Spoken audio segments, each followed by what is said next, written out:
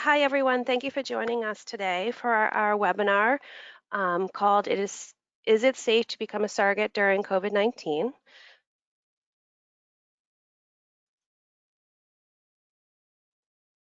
Before we begin, I just want to go over a couple of general housekeeping items.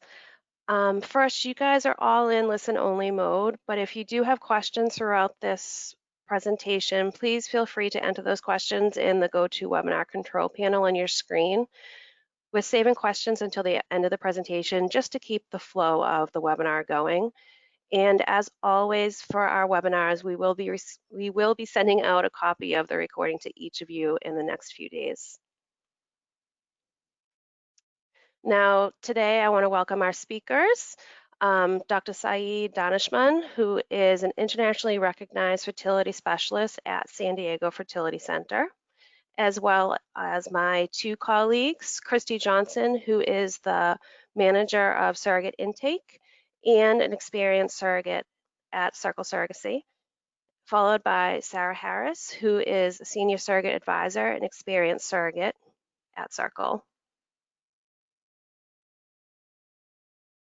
Now, just want to go over a couple of things about what we're going to talk about today.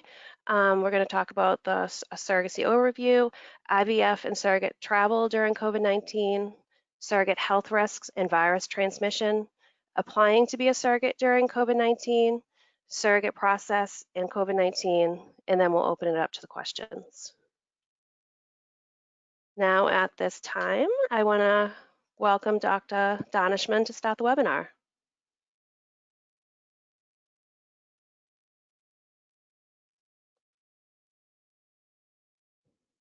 Hello, everyone. I just had to unmute myself. It's great to be among you and give you some information, especially in light of the pandemic that all of us have been dealing with. I know it's wreaked havoc with many lives and in terms of the normalcy that we've experienced in the past.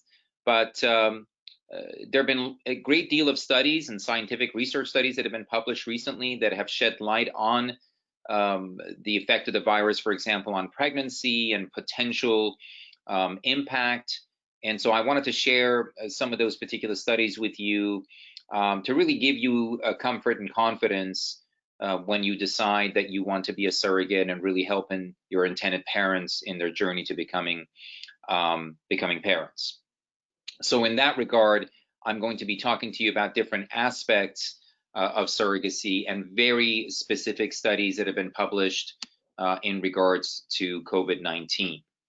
As you know, as surrogates, you really belong to a very exclusive club, meaning that you're really you're making a great sacrifice, a great commitment and dedication to helping your intended parents have a family. Many of these intended parents are not able to have children if it were not for you. So thank you, first of all. You are a truly amazing group of women, and without you, none of this is possible. So I salute you, and I thank you for what you do every day. As you know, the embryos are created in the lab with sperm and egg, and then the embryos are then transferred to you. Now, initially what we do is we freeze the embryos, and then once you have completed your screening and all the legal contracts have been completed, then what we do is we typically thaw one embryo and transfer a single embryo to the uterus, and about 10 days later, we obtain a blood test to see if you're pregnant. And then we follow the pregnancy as fertility specialists in the first trimester to make sure everything's going well. And then typically at 10 weeks, the risk of miscarriage falls to about 1%, and that's when we refer you to your own OBGYN.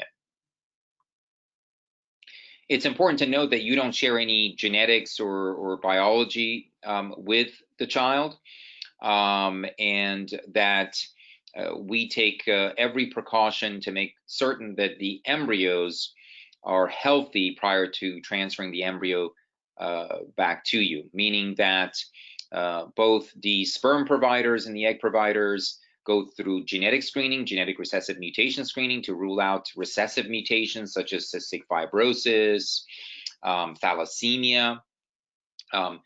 Oftentimes, we do chromosome testing on the embryos to rule out abnormalities such as Down syndrome and other chromosomal abnormalities that could potentially impact the pregnancy.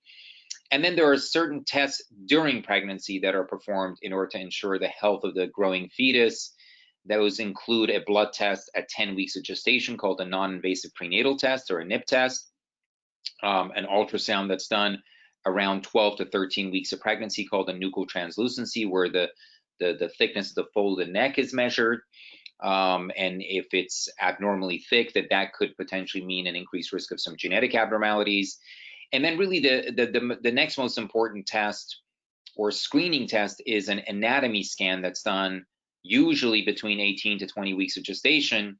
And that is performed in order to analyze and detect any congenital abnormalities, meaning that these are, malformations or abnormalities with different organs, such as the heart, the brain, the kidneys.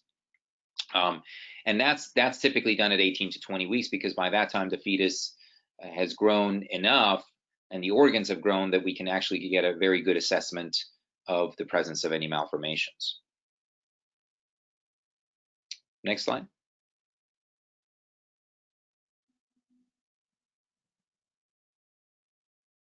So when we talk about the risks associated with COVID-19, let's start from the very beginning, because as we just discussed, in order to create an embryo, we use sperm and eggs. So starting off with sperm, there has never been a transmission of a virus in the field of in vitro fertilization to an embryo and then subsequently to a surrogate. And this is looking at thousands and thousands of cases, research studies. Is there a presence can there be a presence of a virus in the semen? Yes, there could be. In fact, if you look at, for example, other examples of viral infections, such as hepatitis, such as HIV, other adenoviruses, the previous SARS virus, there is a very small possibility that the virus could be detected in semen. But one of the things that we do in the lab is that we have a very stringent and strict washing protocol for the sperm. And so that washing protocol essentially eliminates the chance of any virus being within the sperm specimen. And typically with viruses, they are either sort of free-floating particles within the semen, or sometimes they can be associated or attached to immune cells, such as white blood cells that fight infection. All of those cells are really eliminated in the process of washing. And so what we do in an IVF cycle is that we use individual sperm and inject individual sperm inside eggs. There was a great study that was published by someone by the name of Zaffer. And what they looked at was they looked at over 13,000 cycles of IVF. And they were actually looking at the HIV virus to see if there's any chance of detection in pregnancy. And not a single case. And that's been the case with all viruses in terms of in vitro fertilization, because of the techniques of the sperm washing we talked about. The same thing happens with eggs. The eggs are washed and eggs are used singly and fertilized, and there's never been a case of a viral transmission with eggs either. So from a standpoint of creation of the embryos, there's never been a case of an embryo having a particular virus and then gets transmitted to the surrogate or to the patient via the sperm and the eggs. That's important to know, and it's really important to know the science in order to give you comfort and confidence that we are doing everything possible to eliminate these risks. So that's in regards to COVID-19 transmission via sperm and eggs. The second question I have here is about clinics, and are they open? Have they resumed normal operations? In March, when the pandemic was sort of spreading, and especially in the United States, and the numbers were increasing significantly, and when we didn't have enough published studies to look at the safety of continuing fertility treatment during the pandemic and potential effects of COVID-19 on fertility treatment, on pregnancy, the American Society of Reproductive Medicine sent out guidelines for clinics to pause operations. And that's what we did in the latter part of March and all of April. And every couple of weeks, the American Society of Reproductive Medicine would have updates, and those updates would be based on available research, treatment. As time progressed, we found out more information. We had more studies that were published and the majority of the studies were very reassuring in regards to pregnancy. So both the American College of Obstetricians and Gynecologists and the American Society of Reproductive Medicine felt that it was safe for patients to resume the process of becoming pregnant. And so in the latter part of April, the American Society of Reproductive Medicine sent out a guideline stating that fertility centers could resume treatment. And that's what we did starting in May. And then we just wanted to wait a little bit longer in May to have more studies published before we did embryo transfers. So we held off on embryo transfers until June, and then starting in June, we resumed embryo transfers as well. So, and of course, we have IVF clinics based on ASRM guidelines have and should have very strict sanitary measures in place in order to prevent or prevent as much as possible the transmission of virus. For example, at our particular clinic, every team member, every person who is inside the clinic has to wear a mask.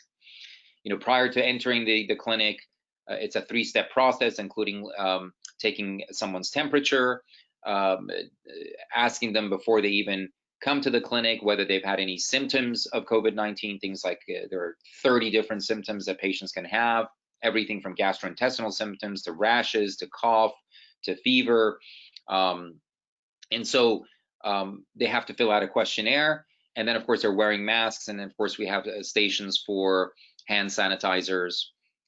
We have hired one person whose only responsibility is to sanitize all surfaces on a continuous basis. So as you're here, you may actually see someone sort of sanitizing, the desks, the surfaces, the handrails, the doorknobs, and that's the only responsibility this person has. In fact, we hired them specifically for this reason.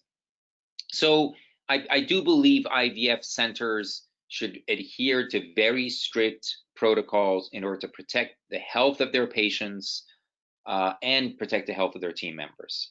And thankfully, with all of those particular precautions in place, it has made patients comfortable and confident that really their health is being protected. So we resumed all activities, initially starting in May, and then June starting transfers. And part of the reason was because there are more and more studies being conducted in regards to the safety of pregnancy during these particular pandemic times. As part of your journey to becoming a surrogate, one of the things that we do is initially we review all your medical records of your previous pregnancies to make certain that there were no complications and no red flags that could potentially put your health at risk, because in order to be a surrogate, we want to make sure that your health is protected. That's priority number one. And of course, the other priorities are the health of the fetus and developing pregnancy. But your health is really a topmost priority for us. And so we review your medical records. And then once everything is reviewed and everything looks good, we extend an invitation to you, and we really look forward to welcoming you to our center here in San Diego to do your screening. And that screening involves blood tests, urine tests, ultrasounds, just to make sure that there are no abnormalities with the uterus, with any parameters in regards to thyroid, blood sugar, infectious disease, vitamin levels. We just want to make sure you're in the best physical and health condition possible before you become pregnant. So is it safe to travel to us in San Diego? And we've been having surrogates travel to us.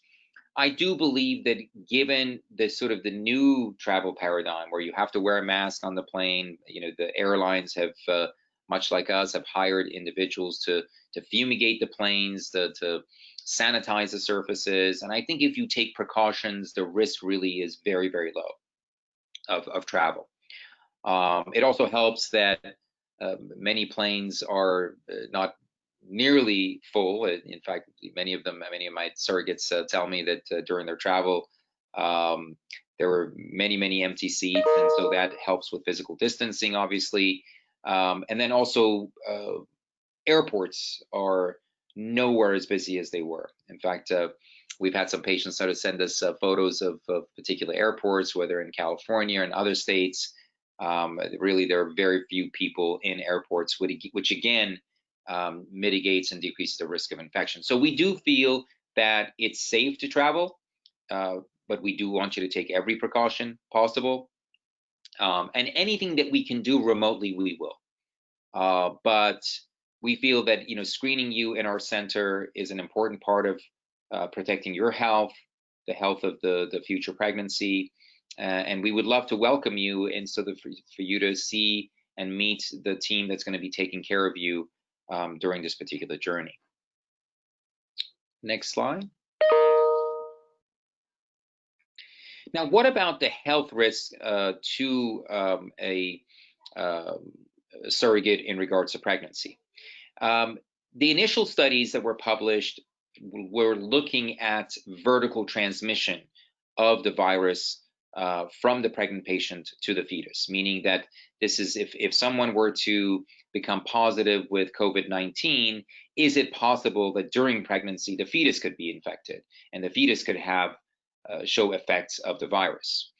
And there were several studies that were published from Wuhan University in Wuhan, China, where initially the pandemic started. And then there were subsequent studies in the United States and European countries, and all of them showed no evidence of vertical transmission, no evidence that the virus was transmitted from the pregnant patient to the fetus. And they looked at a variety of different patients, meaning that some patients were asymptomatic, didn't have any symptoms with the virus. Some had mild symptoms, and some actually had severe symptoms, meaning that they were hospitalized. Some were in the intensive care unit, some were on ventilators. In fact, a study from Wuhan University concentrated on looking at only patients who had severe symptoms, some of whom were unfortunately on ventilators, fighting for their life. And they didn't see any evidence of vertical transmission. They looked at cord blood, the presence of the virus in cord blood. They looked at it in the placenta, and they looked at the fetus right after birth and then several days after birth. Now, there have been some anecdotal reports of fetuses being positive for the virus, but those were not really published in a scientific way. I think some of the tabloids had published a few newborns having the virus, but it's really hard to say whether those newborns actually were infected after birth, shortly after birth when they had contact, with their mothers, or perhaps there was a different situation. For example, maybe the patient had rupture of her amniotic membranes, meaning her bag of water was broken, and so potentially that had happened for a few days, and that allowed the virus sort of traveled from the vaginal cavity up into the membranes, to cause an infection. So when we look at scientific studies, we feel reassured that there's no evidence of vertical transmission. Now, the other question in regards to COVID-19 is that if you're a surrogate and you're pregnant and you were to become exposed and infected with the COVID-19, are you more prone, number one, to be infected? And when you are infected, are you more prone to having severe symptoms? As you know, there are some reports, for example, showing that, with the flu virus or with some other viruses, that pregnant patients may be more prone to having severe symptoms. So the study that I'm citing is one from Columbia University, where they looked at over 215 patients. And Columbia University now has a universal screening protocol, as many other hospitals do, meaning that every pregnant patient who gets admitted, whether it's for labor and delivery or even prior for any complications, has to be tested for the virus. When they looked at patients who were positive for the virus, the overwhelming majority, over 87% of patients who were pregnant who tested positive for the virus, either had no symptoms or mild symptoms. And the percentage of those patients who actually were positive, who ended up having severe symptoms, was no different than the general population. So that particular study from Columbia University stated that pregnant patients were not more prone to severe infections, and that they were as much risk as the general population. Now, there was a subsequent study that was actually cited by the CDC that showed that perhaps the number of hospitalizations for patients who were pregnant who were positive for the COVID-19 virus was higher, ICU admissions were higher, but then they also looked at the possibility of succumbing to the virus, in other words, death rates, and there were no difference in patients who were pregnant versus the general population. And that particular study from the CDC was somewhat flawed. In fact, there was some admission from the CDC that that was the case. And the reason for that was that there were many patients who were pregnant who were hospitalized for other complications, whether it's preterm labor or it was high blood pressure, diabetes, other complications. They were in the hospital and they happened to be also in the hospital exposed to the virus. And then so they counted those as hospitalizations. So that was one of the CDC reports that were later sort of amended in order to show that, yes, many of those patients were already in the hospital and were counted as sort of hospitalizations because of COVID. It wasn't the case. They were hospitalized for many different reasons. The other factor that we discuss with both surrogates and intended parents is that if a particular surrogate were to have severe symptoms, in other words, were to have COVID-19 and were to have very high fevers, pneumonia, would need admission, other complications, does that increase the risk for pregnancy? Yes, based on studies on COVID-19 and other viruses, any type of infection that can cause very high fevers or complications such as pneumonia, which again is in a very small minority of cases, can increase the risk of miscarriage in the first trimester and can increase the risk of preterm delivery in the third trimester. But that is the case with the flu virus. That's the case with if someone had other viral illnesses, other bacterial infections, which cause significant complications. There are higher risks, for the pregnancy. But thankfully, when we look at surrogates and overall at pregnant patients, they are in a younger population group. They're young, they're healthy. We do very stringent screening on surrogates to make sure that they are free of any potential medical illnesses or medical complications in the past during pregnancy. So you are, as surrogates, a group of very healthy women who have also done significant screening in order to make sure you are healthy and make sure you're in the best physical and health shape possible in order to move forward with the journey of surrogacy. So that gives us reassurance that the odds of you having severe symptoms is very, very low. There was another great study that was published recently, actually, in the British medical journal Lancet, and subsequently cited by the New England Journal of Medicine. They actually looked at 17 million people across the globe. And what they were looking for is, of all the people that had succumbed to the virus, and then looking at those who had the virus and had recovered, and those who had unfortunately succumbed to the virus and had died from the virus, they wanted to look at risk factors. And really, there are a few things that stood out. Number one, age. What they found was if you had a patient who was 80 years of age, and you compared that patient with somebody who was 30 or 40, there was 100 times greater chance of death from the virus in somebody who was 80 years of age. So age was on top of their list as the biggest risk factor. Then the other factors were medical conditions, uncontrolled diabetes, severe pulmonary or lung issues, patients who, for example, had significant obesity were at higher risk. So they kind of generated a group of risk factors that now we use as sort of a measure of risk for patients.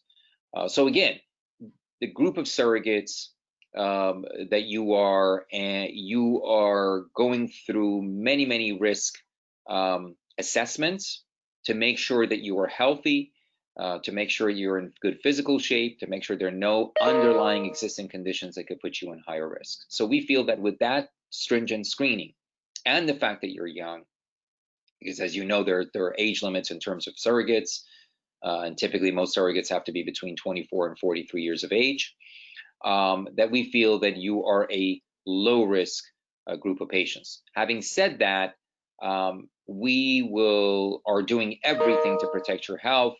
We want you to be wearing a mask, throughout your time here. We want you to be wearing a mask wherever you go, frankly. We want you to have physical distancing as much as you can. So all the CDC guidelines, all the guidelines of your local and state governments, you just have to be careful for your own health, for the health of your children and your loved ones. But rest assured that your agency, your surrogacy agency and your clinic will also do everything possible to protect your health. We would not move forward with embryo transfers. We wouldn't move forward with IVF cycles, frankly, if we felt that the data was not reassuring. We always rely on published studies from reputable journals that we can analyze and assess and say, okay, we feel comfortable.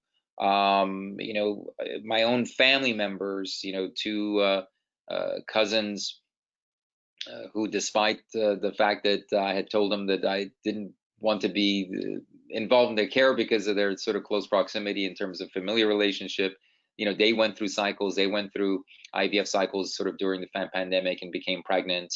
And, we exercised the same precautions, the same guidelines, same recommendations for them as well. And thankfully, everything has gone well. The other thing I want to let you know in terms of screening is, patients often, and surrogates, patients often ask us, are you doing any screening for COVID-19? We are doing screening for all patients who go through IVF when we have to retrieve eggs or they're going through any kind of procedure to retrieve the eggs. We are doing that not because the egg retrieval itself poses a risk, but because the egg retrieval involves an anesthesia procedure, and because we're using an anesthetic, we feel that we should test patients before. So all the egg donors, all the patients who go through IVF to create the embryos that later are created and then frozen and then transferred to you as surrogates, every one of those patients who goes through an IVF cycle is tested. And if they test positive, then the cycle is delayed. And we test them during the IVF cycle. So again, another step in terms of precautions, but that's mostly to protect the health of our team and also other patients who may be in the same area, the surgery center. If someone's positive, we don't want to put anyone at risk. And we also don't want someone to go through an anesthesia, general anesthetic procedure. So that's sort of a little bit of an overview of the latest published studies. I actually have a link on my email to two journals, one New England Journal of Medicine, the other one Lancet. And what they do is they actually send me bulletins and sort of email bulletins for any recent studies that are coming out in regards to COVID-19. And I try to keep myself updated. Also, based on studies, I at times post videos on my Facebook account to educate patients and sort of offer some information, the latest information on vaccines that are in development and also the latest treatment that's available. Whereas back in March, we didn't have any good treatments for COVID-19, now we do. For example, two in particular, remdesivir was approved by the FDA and now is being used for treatment for severe infections, and it has had a significant impact. Also, some other steroids like dexamethasone have been used for patients who have severe illnesses, and that's also been shown to have a very positive impact. There's another medication that's been tested by a British biotechnology company, and they felt based on the studies that they published, that also had a profound impact on helping patients who had severe illness overcome the illness. So now we have treatment modalities available, and then based on the latest studies, in regards to the vaccine. There are now 5 companies that are ahead of really everyone else. There are well over 100 companies around the world who are sort of chasing the vaccine and developing a vaccine, but 5 in particular that are getting closer and closer. And right now, several of those companies have their latest phase 3 studies that involve about 30,000 participants around the world, including in places like Brazil, where some of the cases are higher and have surged, in order to show that the vaccines are effective and safe. So they felt that about 30,000 participants was going to give them enough information in terms of not only safety, but really in terms of whether the vaccine is effective. We are hopeful that by October, the first group of vaccines will probably be presented to the world. In fact, many of those companies have already started production of those vaccines back in May and June because they know that the demand is going to be significant once those studies come out and once safety and effectiveness has been proven. So a little bit of information, and now I think we could sort of take a look at some of the questions that you may have, and I'm available here for any questions. And if Kristi and Sarah also would like to add their own information, experience, really an honor to be here among all of you and really discuss this really important topic.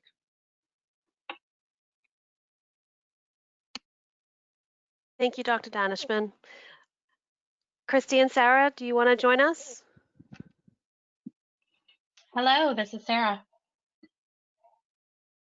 Hi, Kristi's here too. Sarah is going to talk about the first slide that we have here, and then I'll step in as well, and we'll go through the surrogate side of things, moving through with COVID-19 and what we're doing here at Circle to support our intended parents, surrogates, and egg donors through this time and continue with journeys and creating families. So Sarah will take this first, and then, like Jen said, we will answer questions too if there's anything else that we don't cover at the end. Thank you, Kristi. I also just wanted to say thank you to Dr. Daneshmand for going over all of that, and I think that'll be very helpful to a lot of our surrogates going through or kind of contemplating going through our program right now. So we, have been an agency for about 25 years now. This is not new business for us, so we know what we're doing. But in a world of a pandemic right now, this is kind of new territory for a lot of people. But we have, been asked several times if we're taking surrogates during COVID-19, and the answer is absolutely yes, we are. We, have intended parents coming to our agency every day to start their journeys, and we need surrogates, obviously, to fulfill those journeys. And so, yes, we're always actively looking for amazing surrogates like the ones that apply with us, and happy to assist them as they move through their journeys. We do have women that have applied with us during these last couple of months that have moved on to match with intended parents, even in the pandemic. So that's not stopping us, and we don't plan to let it start. And we do also have intended parents that are currently waiting to be matched. So that is, we typically have intended parents that are waiting for a match all the time, and it takes amazing surrogates to kind of fulfill that match. So yeah, please apply if you are even considering it, and we will always be here to help you walk you through the application process. The question is that, can I apply now and wait to get pregnant? Yes, you can do that. We will work with your timeline, and that's true whether this is COVID or not. So we have many options as far as, applications holds, or just for whatever instance you're going through, we are able to wait and work with your timeline there. So even if you're thinking about just kind of dipping your toes in the water for a little bit, there's always someone here to answer questions for you. And like I said, when you're ready to go, then we can pick up everything and go. we have your surrogate profile ready for you to start working on. You can work on it a little bit at a time, or you can kind of move through pretty quickly. It just depends on what your level of comfortability is, and if you are kind of ready to and serious about moving through as a Circle surrogate. We can also place your application on hold in pre-screening. So this is once medical records have been obtained, and then we have all of your portal paperwork completed for you to complete. And once that's all done, then we can absolutely place your application on hold, which would just put your process for right before matching with intended parents. So you could complete your screening call right after you're ready to move forward, and then you would come back to us in the pre-screening department for matching with your intended parents. So yeah. Kristi, you want to go?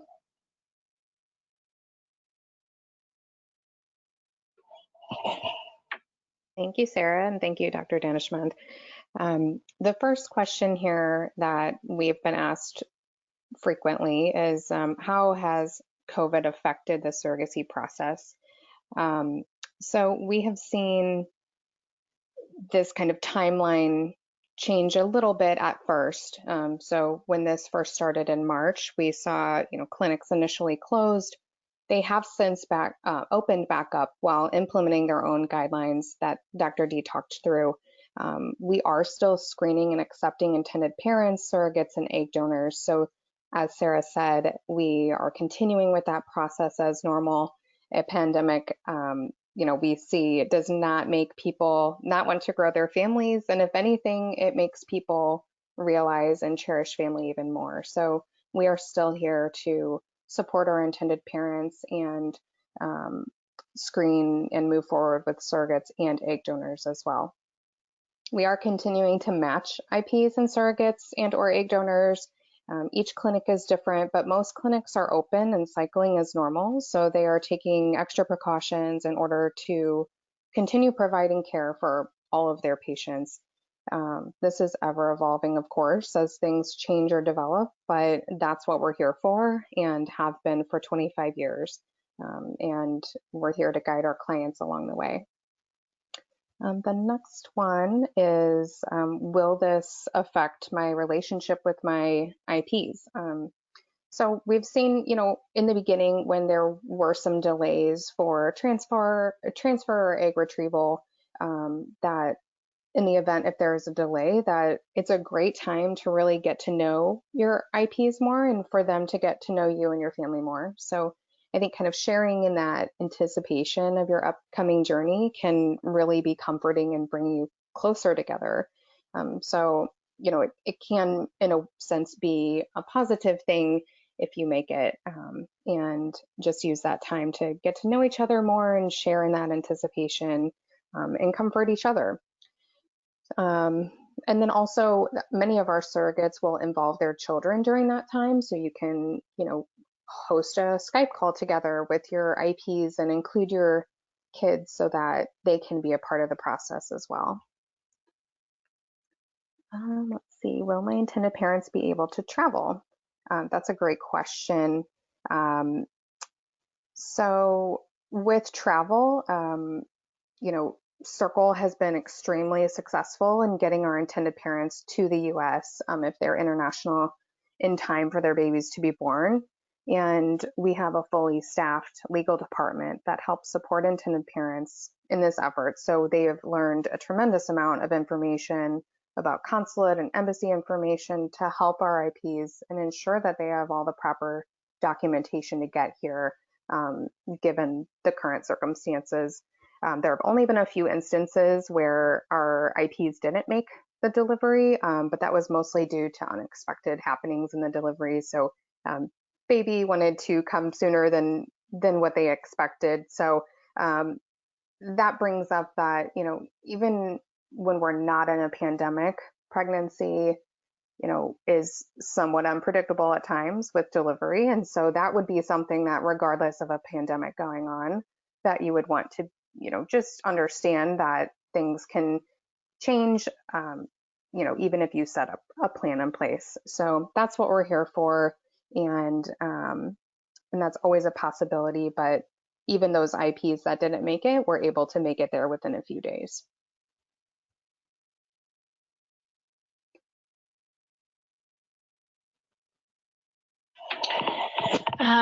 So why work with Circle? And I can answer that. I mean, 3 times myself as a Circle carrier, but I take my role at Circle very seriously, and I'm happy to assist surrogates as they start their processes and start their journeys, really. So myself and my entire team are made up of experienced surrogates, and I think we've counted it up one time. We have, I think, like 35 babies amongst us with all of our surrogacy experiences. And so you know, you're going to be talking to someone who's been through it themselves multiple times and knows the ins and outs of every journey. So we are also a relationship-based agency. We strongly encourage relationships with your intended parents between the surrogates. I have contact with all 3 of my intended parents and their babies, and with my most recent, or excuse me, my first surro baby being almost 6 at the end of this month, and we still find time to FaceTime. They live in a different country, but still are able to make time for each other and catch up. And it's always a great time when we're able to connect that way. So yeah. And then with that 99.3% success rate, that is something that we are so proud of, and that percentage still blows me away. But I know that our success is driven first and foremost by our experienced and dedicated staff members, hands down. We have previous intended parents, we have surrogates and egg donors on staff. Our team is the driving force behind making magic happen. It's amazing to get to work with such a strong group of people. We're confident in our program with that percentage and have a journey protection guarantee program, and that fixes all costs of a journey no matter what. And we thoroughly screen our surrogates, like we talked about before, prior to match, which is such an important piece in a parent's success in their journey, as well as the surrogates, to be a great candidate and be in the right place in her own life, and that she is healthy to move forward as a surrogate to ensure that success of a journey. We also provide surrogate support. So we provide a licensed social worker to each of our surrogates, and she is available at any time for support. As much as someone can prepare themselves for a journey and their families for a surrogacy journey, sometimes, you know, there are just times that a surrogate may need a lending ear or someone to offer advice in a certain situation, and that's what that social worker is there for, anything at all. And we also have a private surrogate community to connect with other Circle surrogates, whether it's more on a local level to her or across the country. So we have a Facebook group that you can chat or read posts or comment about posts or post your own questions to a group of other experienced Circle surrogates that are in various stages of their journeys. So you can connect in that way. We've also done local meetups where, you know, all of the St. Louis Circle surrogates can get together and go out for pizza or go to the zoo and bring their kids and have a fun play date or something like that, just to have others in your life that are going through this or have gone through this, because that's such an important bond that we see, you know, all of our surrogates have with one another. It's something that no one can truly understand until they've gone through it, and it really does change your life forever.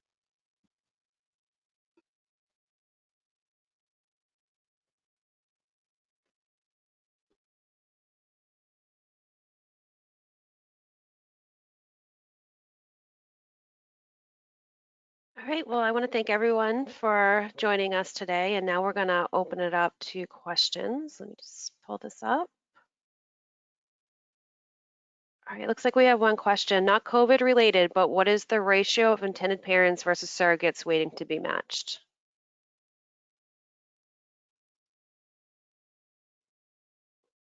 I'll take that. That can vary from month to month. So we did see a little bit of backlog with journeys not moving forward right away when March really hit hard, and a lot of uncertainties, with timeline and things like that, and the clinics closing. So we had a little bit of an influx in our IP wait list at that time, and we're working through that. So an IP wait time can vary between 3 and 4 months to a match to up to 6 months. So that would be something that, just depending on their legal background, what they're looking for in a match, those can affect timeline. But we do always have intended parents ready to be matched, and surrogates tend to match quicker than intended parents, just because of the difference between the demand for surrogates and the women that qualify to be surrogates. Okay, next question is for Kristi or Sarah. I live a very ranch lifestyle. I ride horses. I'm often around large animals. Is this something that could cause issues with me becoming a surrogate? Oh my gosh, I love that. I have to say, I'm jealous. That sounds amazing. And that would not disqualify you from becoming a surrogate at all. So we're here to look for that perfect match for you. And so that would be a part of your profile that would be presented to intended parents. So if there was potentially an intended parent in our program that was looking for something, maybe they specifically want to match with someone that is a stay-at-home mom, or that doesn't have that kind of exposure to riding horses or things like that, then they can specify those things, and we wouldn't be presenting profiles that don't match together already behind the scenes. So that's what I love about our matching process, is that we truly do consider what everyone is looking to get out of a journey and presenting those profiles to each other. So absolutely still apply, and that sounds amazing. All right, thanks, Kristi. So at this time, there's no questions. I'm going to leave it open for just a few seconds. See if anything populates.